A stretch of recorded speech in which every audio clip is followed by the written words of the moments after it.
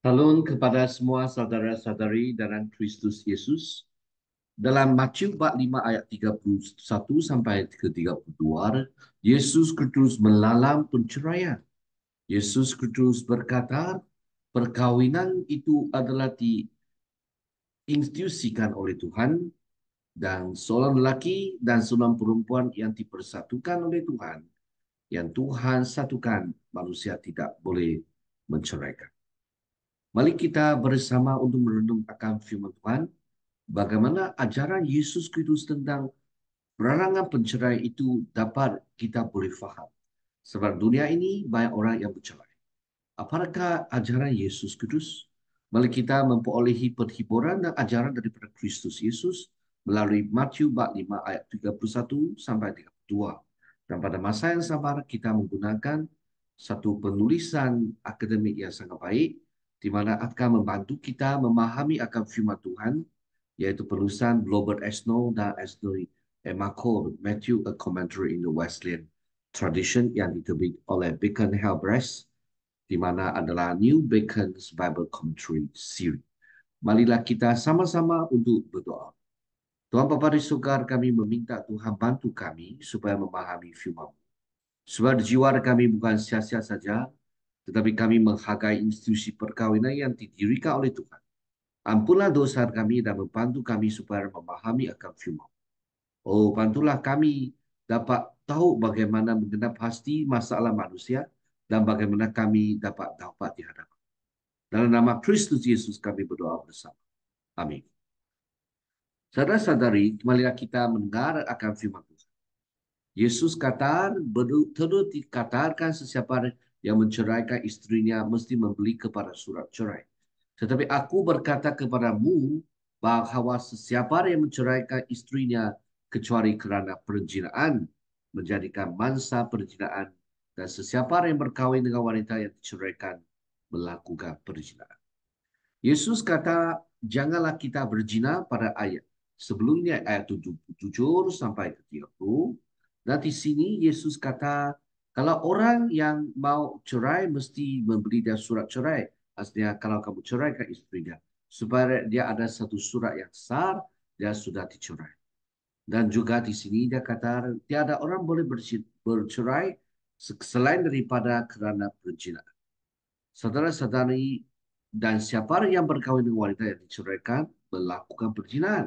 Kalau kamu mau ceraikan seseorang dan kamu mau kawin lagi, kamu akan menjadi seorang yang dianggap sebagai orang yang berzina dari segi Yesus. Tetapi aku akan berkata kepadamu bahawa siapa yang menceraikan istrinya kecuali kerana perzinahan, menjadikan mangsa perzinahan, dan sesiapa berkahwinkah orang yang diceraikan melakukan perzinahan. Mari kita memahami perceraian dalam kitab Ulangan. Yesus mempetik bukan sesuatu perintah tetapi sesuatu peruntukan yang hanya terdapat dalam ungkapan 24 ayat 1 sampai 4, di mana seseorang suami boleh menceraikan istrinya dengan beberapa sebab yang dilangkumi di bawah yang berikut. Kerana dia mendapati sesuatu yang tidak senonoh dengannya. Apa maksud tidak senonoh? Walaupun maksud perkataan Ibrani yang diterjemahkan sebagai tidak senonoh tidak jelas, yang mungkin merujuk kepada perbuatan yang melakukan atau melakukan di mana seseorang wanita yang sudah berkahwin mentedahkan butedannya.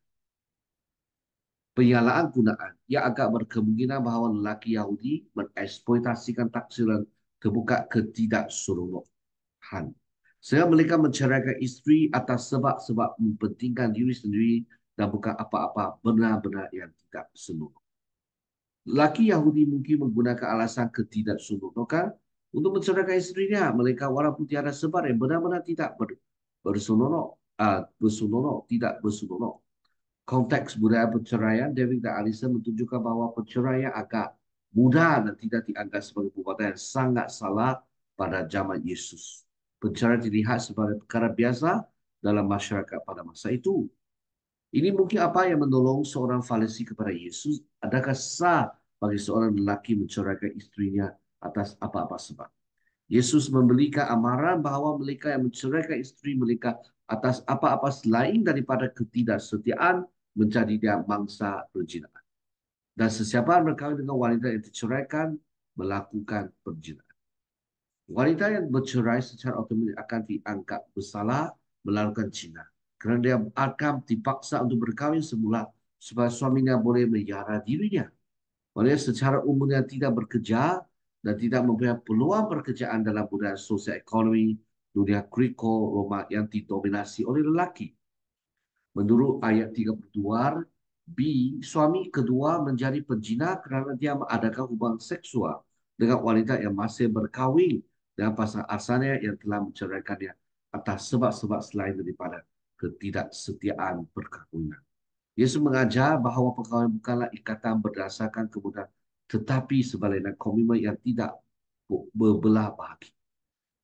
Pernikahan ini adalah peringatan penting bahawa perkahwinan Kristian ada komitmen seumur hidup dan bukan satu kemudahan. Penceraian adalah pilihan terakhir yang mutlak. Perkahwinan Kristian bukan sekadar perjanjian biasa, tetapi ia adalah ikatan yang dileka untuk bertahan sepanjang hayat, yang memerlukan dedikasi, kesabaran, dan kasih sayang yang berterusan.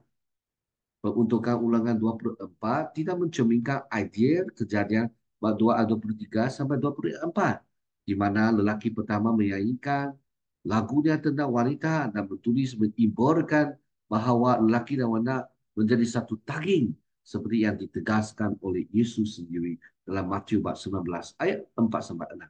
Yesus berkata, oleh itu apa yang telah disatukan oleh Tuhan, jangan manusia memisahkannya. Musa memberikan perundangan dalam undangan kerana hati Israel keras. Ini adalah perundangan untuk mentangani dosa manusia, menyediakan garis panduan moral untuk penceraian. Seperti yang dikata oleh Franz, ini adalah undang-undang untuk bertujuan untuk mengkawal kegagalan manusia.